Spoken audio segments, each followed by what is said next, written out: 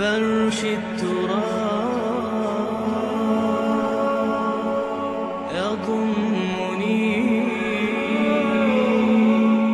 اللہ کا جو ہمیشہ سے ضابطہ اور قاعدہ رہا ہے، قانون رہا ہے کہ کسی رسول کے بھیجے جانے کے بعد اور اس کی جانب سے اتمام حجت کے کیے جانے کے بعد بھی اگر کوئی قوم کفر پر اڑی رہے بحیثیت مجموعی تو اس پر عذاب الہی آتا ہے، عذاب استیصال.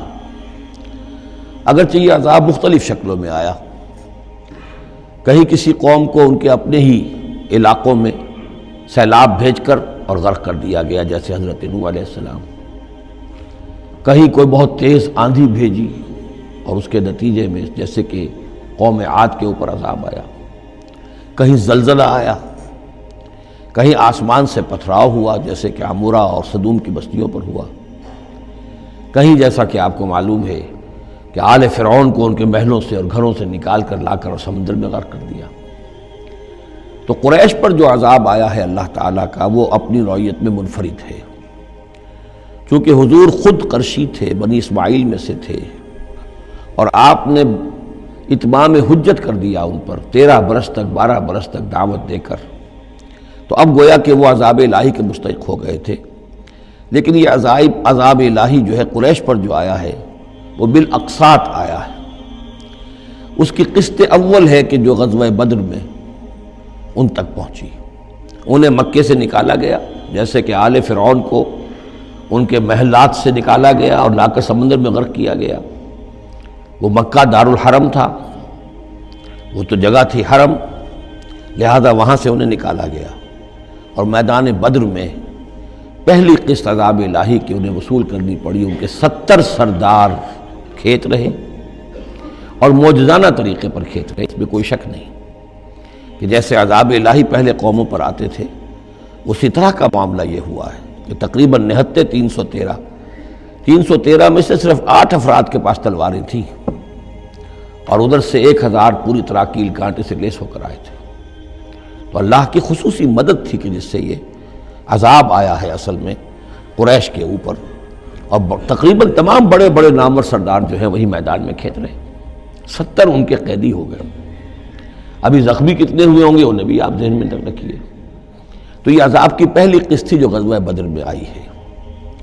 اور پھر عذاب کا آخری مرحلہ آیا ہے سن 9 ہجری میں، جب مشرکین عرب کو آخری الٹیمیٹم دے دیا گیا کہ اب بس چند مہینے کی تمہیں مہلت دی جا رہی ہے، اس کے اندر اندر یا ایمان لے آؤ اور یا تمہیں تہہ تیغ کر دیا جائے گا. فَإِذَا انْسَلَخَ الْأَشْهُرُ الْحُرُمُ فَاقْتُلُوا الْمُشْرِكِينَ حَيْثُ وَجَدتُّمُوهُمْ. اب یہ انتہائی اسے کہ توہین اور تذلیل کے ساتھ چیلنج تھا. یہ دوسری بات ہے کہ وہ سب لوگ ایمان لے آئے اور یہ قتل عام کی نوبت نہیں آئی، لیکن یہ کہ یہ آخری قسط تھی. وہ آخری قسط جو ہے سورہ توبہ میں بیان ہوئی ہے اور عذاب کی پہلی قسط جو ہے وہ سورہ انفال میں ہے.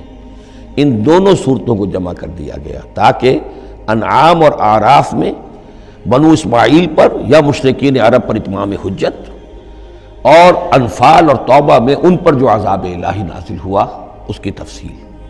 تو یہ تو ہے معنوی ربط اس گروپ کی مکی اور مدنی صورتوں کے مابین. باقی جو یہ سورہ انفال ہے اس کے بارے میں نوٹ کر لیجئے کہ غزوہ بدر کے فوراً بعد متصلاً بعد نازل ہوئی ہے. گویا کہ سورہ آل عمران جو ہم پڑھ چکے ہیں اس سے پہلے ہے اس کا نزول، اس کے اکثر و بیشتر حصے سے پہلے نازل ہوئی ہے. تو یہ زمانی ترتیب جو ہے اگر یہ ذہن میں نہ رہے تو پھر اس سے کافی خلجان پیدا ہو جاتا ہے. اس کا جو پس منظر ہے وہ یہ غزوہ بدر کا معاملہ سمجھنا بہت ضروری ہے. دیکھیے یہاں تفصیل کا موقع تو ہے نہیں، میں نے سیرت النبی علیہ صاحب الصلاۃ والسلام سے منہج انقلاب نبوی کے جو مختلف سٹیپس ہیں کہ اس میں کن کن مراحل سے ہو کر آپ نے دین کے غلبے کا جو فرض منصبی آپ کے حوالے کیا گیا تھا اس کی تکمیل فرمائی. تو اس میں یوں سمجھیے کہ ایک مرحلہ تھا جو مکے میں طے ہو گیا، اور اصل میں 4 مرحلے تھے: دعوت، تنظیم، تربیت اور صبر محض. وہاں ہاتھ اٹھانے کی اجازت نہیں تھی. ہم پڑھ آئے ہیں، سورہ نساء میں آ چکا ہے کہ اس وقت حکم تھا کفو ایدیکم، اپنے ہاتھ بندے رکھو، تمہارے چاہے ٹکڑے اڑا دیے جائیں، تمہیں زندہ جلا دیا جائے، تم کوئی انتقامی کارروائی تو دور کی رہی، مدافعانہ کارروائی بھی نہیں کرو گے. No raising of hands even in self defence. یہ 4 مراحل تھے جو چلتے رہے تاں آ کے ایک طرف تو اب حضور کے پاس جانثاروں کی ایک جماعت تیار ہو گئی جو سرد و گرم چشیدہ تھے، ہر طرح کے حالات میں سے گزر چکے تھے، سختیاں جھیل چکے تھے، قربانیاں دے چکے تھے. ان کے اخلاص مع اللہ میں کسی شک و شبے کی گنجائش نہیں تھی. ان کے دل جو ہیں خالص ہو چکے تھے اللہ کے لیے. اور دوسری طرف یہ کہ اللہ تعالیٰ نے ایک دار الہجرت کا انتظام کر دیا، کھڑکی کھول دی مدینہ کی طرف، ہجرت کا اہتمام ہو گیا تاکہ اہل ایمان کو وہاں سے نکال کر اور مدینے میں لے آیا جائے. اب یہاں سے اقدام ہو، اسی لیے ہجرت فرض کر دی گئی کہ اب تمام مسلمان یہاں آ جائیں. ظاہر بات ہے کہ ہجرت جو ہے وہ فلائٹ نہیں تھی، وہ کوئی فرار نہیں تھا، بھاگ کر جان بچانا نہیں تھا. مغربی مورخین تو اسی نام سے اس کو یاد کرتے ہیں. وہ تو اصل میں یہ تھا کہ ایک جگہ اگر اس کام کے لیے موضوع نہیں ہے تو کوئی اور بیس، آلٹرنیٹ بیس اگر مل جائے تو وہاں سے اپنا آفینسو جو ہے، آخری فیصلہ کن اقدام جو ہے وہاں سے لانچ کیا جائے. لہذا مدینہ میں آ کر حضور نے صلی اللہ علیہ وسلم صرف 6 مہینے لیے ہیں انٹرنل کنسالیڈیشن کہ اب آپ آئے ہیں، نئے آئے ہیں، مہاجرین نئے آئے ہیں.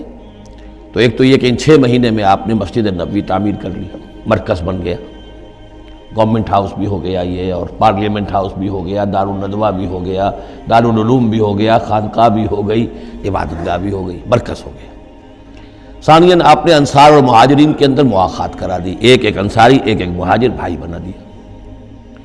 تیسرے یہ کہ آپ نے بہت بڑا کام یہ کیا کہ جو یہود کے قبیلے وہاں آباد تھے ان کو آپ نے ان کے ساتھ ایک معاہدہ کر لیا، جوائنٹ ڈیفنس آف مدینہ، میثاق مدینہ، مدینہ کی ایک مدافعت جو ہوگی وہ مشترک ہوگی. کوئی بھی حملہ آور آئے گا باہر سے تو مل کر مسلمان اور یہودی اس معاملے میں ایک ملت ہوں گے اور دفاع کریں گے مدینہ کا. بس 6 مہینے آپ نے اس کام میں لیے. 7ویں مہینے سے پھر آپ نے کچھ چھوٹے چھوٹے دستے بھیجنے شروع کر دیے، چھاپا مار دستے سمجھ لیجئے، کہ جس سے وہ جو کیروان روٹس تھے، قریش کی لائف لائن یہی تھی، ان کا تجارتی سلسلہ تھا. شام کی طرف قافلے جو جاتے تھے وہ بدر سے ہو کر گزرتے تھے، بدر کے قریب سے، اور بدر جو ہے مدینے سے قریب تر تھا، مکے سے فاصلہ زیادہ ہے. اور جو قافلے جاتے تھے یمن کو وہ طائف سے ہو کر گزرتے تھے. تو آپ نے ان راستوں کے اوپر چھاپا مار دستے بھیجنے شروع کر دیے. جدید اصطلاح میں اس کو یہ کہا جائے گا کہ اکنامک بلاکیڈ آف مکہ. 8 ایسی مہمیں غزوہ بدر سے پہلے ثابت ہیں 1.5 سال کے اندر. 6 مہینے آپ نے وہ لیے، 1.5 سال اور 2 سال کے بعد غزوہ بدر ہو گیا ہے.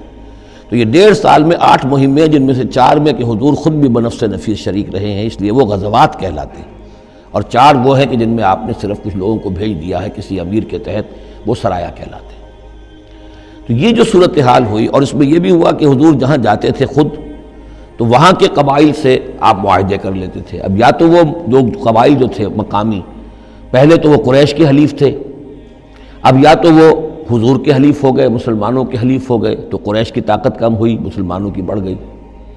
یا یہ ہے کہ وہ نیوٹرل ہو گئے کہ ہم نہ قریش کی مدد کریں گے آپ کے خلاف، نہ آپ کی مدد کریں گے قریش کے خلاف، نیوٹرل ہو گئے. اس سے بھی یہ ہے کہ قریش کا جو حلقہ اثر تھا، سیاسی زون آف پولیٹیکل انفلوئنس، وہ کم ہو رہا ہے. یہ 2 چیزیں ایسی ہوئی ہیں، political isolation of Quraysh and economic blockade of Mecca, جس کے نتیجے میں مکے والے جو ہیں پھر یوں سمجھیے کہ تنگ آمد بجنگ آمد. ورنہ مکے والوں کی طرف سے کوئی آغاز ثابت نہیں ہے تاریخ میں کہ حضور کے اور مسلمانوں کے مکے سے جانے کے بعد ان کی طرف سے کوئی ابتدا ہوئی ہو، کوئی انیشیٹو لیا گیا. 2 واقعات خاص طور پر ایسے ہو گئے کہ ایک چھوٹا سا آپ نے ایک دستہ بھیجا تھا نخلا، اور یہ نخلا جو ہے یہ مکے اور طائف کے مابین ہے، تو سمجھیے کس قدر فاصلے پر. اور وہاں مٹ بھیڑ ہو گئی، جو مسلمان وہاں بھیجے گئے تھے ان کے کفار کے ساتھ. وہاں ایک مشرک مکے کا مارا گیا، ایک کو انہوں نے قید کیا، ساتھ لے آئے، کچھ سامان جو ان کا تجارت تھا وہ بھی لے آئے، وہ مال غنیمت سمجھ کر. تو حضور اگرچہ ناراض ہوئے کہ میں نے تمہیں لڑنے کا حکم نہیں دیا تھا، میں نے اس لیے بھیجا تھا کہ وہاں رہو اور قریش کی نقل و حرکت سے ہمیں مطلع کرتے رہو. لیکن اب سچویشن پیدا ہو گئی، گویا کہ یہ چاہے ارادہ تھا یا نہیں تھا، ڈی فیکٹو شکل یہی ہوئی کہ اقدام ہو گیا مسلمانوں کی طرف سے، اب آغاز ہو گیا مسلمانوں کی طرف سے. ادھر جب ابو سفیان لے کر جا رہے تھے بہت بڑا قافلہ شام کی طرف، تو حضور نے اس کا تعاقب کیا، لیکن وہ تیزی سے نکل گئے تھے. لیکن جب واپس آ رہے تھے اور 50,000 دینار کا سامان تھا ان کے قافلے کے اندر، بہت لدا پدا قافلہ، انہیں یہ خطرہ ہوا کہ اب پھر محمد صلی اللہ علیہ وسلم اور ان کے ساتھی کہیں لوٹیں گے ہمیں اور ہمارے اوپر حملہ کریں گے، روکیں گے ہمارا راستہ۔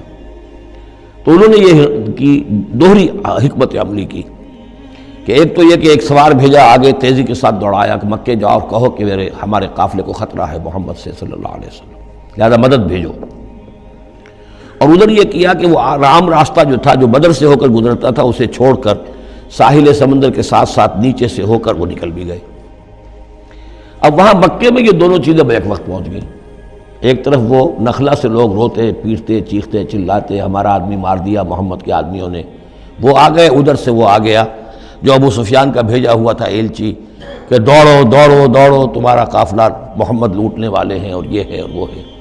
بس وہ وار کرائی وہاں ہوئی اور 1,000 کا لشکر جو ہے وہاں پر پھر جمع کیا گیا اور 900 اونٹ فراہم کیے گئے اور 100 گھوڑوں کا ایک رسالہ تیار کیا گیا اور وہ لوگ مکے سے نکل آئے۔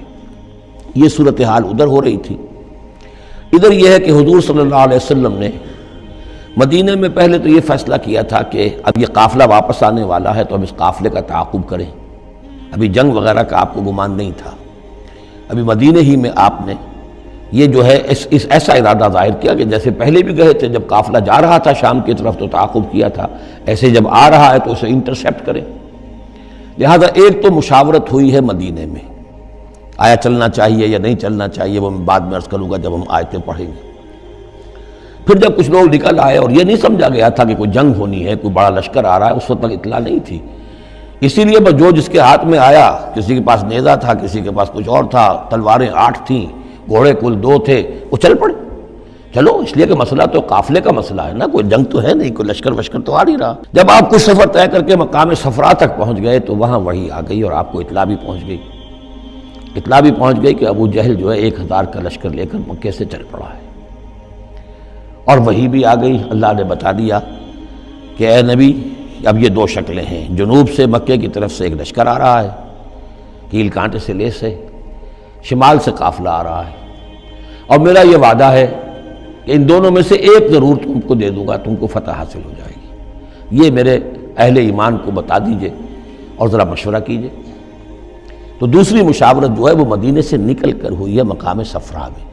یہ اصل میں جو چیزیں اگر سامنے نہ ہو تو پھر یہ بہت خلجان ہوتا ہے، اور اکثر لوگوں کو، مترجمین کو اور مفسرین کو بہت خلجان رہا ہے ان آیات کے سمجھنے میں۔ اور اس کے علاوہ جو ایک خلجان رہا ہے وہ یہ رہا ہے کہ ایک دور ہم پر ایسا گزرا ہے انگریز کے حکومت کے زمانے میں، اور خاص طور پر جب نئی مغربی سائنس اور مغربی تہذیب کا ہم پر حملہ ہوا ہے، تو چونکہ مغرب کے لوگوں نے یہ کہا کہ یہ اسلام تو تلوار سے پھیلا ہے، بوئے خون آتی ہے اس قوم کے افسانوں سے، تو ہمارے ہاں کچھ مخلص لوگ تھے، نیک لوگ تھے جو چاہتے تھے کہ اسلام کو اور حضور صلی اللہ علیہ وسلم کی سیرت کو بچائیں، اس کی دفاع کریں۔ انہوں نے کہا نہیں اسلام تلوار سے نہیں پھیلا، حضور نے تو جو جنگیں کی تھیں وہ صرف مدافعانہ تھیں، ان کے اوپر جنگ ٹھوس دی گئی تھی اور آپ نے کوئی اقدام نہیں کیا۔ اور ان میں سب سے بڑا کام کیا ہے ہندوستان میں مولانا علامہ شبلی نعمانی رحمۃ اللہ علیہ نے، میں ان کا نام ادب سے لوں گا اس لیے کہ سر سید احمد کے زیر اثر تھے، اور وہ جو جدید جو ابھی آیا تھا، جو مغربی افکار و خیالات اور تہذیب اور تمدن اور ویلیوز اور نظریات کا جو ریلا آیا تھا، اس کا مقابلہ کرنا آسان کام نہیں تھا۔ تو یہ اپولوجیٹک انداز اختیار کیا ہے شبلی نعمانی نے، اور اس میں یہ ہے کہ وہ جو ابتدائی جو 8 جو غزوات اور سرایا ہیں جو بدر سے پہلے ہوئے، انہیں بالکل تقریباً نظر انداز کر دیا ہے تاکہ یہ ثابت نہ ہو کہ انیشیٹو حضور کی طرف سے ہوا ہے۔ یہ چیز جو ہے میں سمجھتا ہوں کہ ایک خاص دور کا تقاضا تھی، وہ دور اب گزر چکا۔ اب اسلام کا یہ فکر کہ اسلام ایک مکمل دین ہے، یہ اپنا غلبہ چاہتا ہے، اور حضور کو بھیجا گیا تھا اس لیے کہ دین کو غالب کریں، اور دین کو غالب کرنے کی جد و جہد ایک انقلابی جد و جہد ہے۔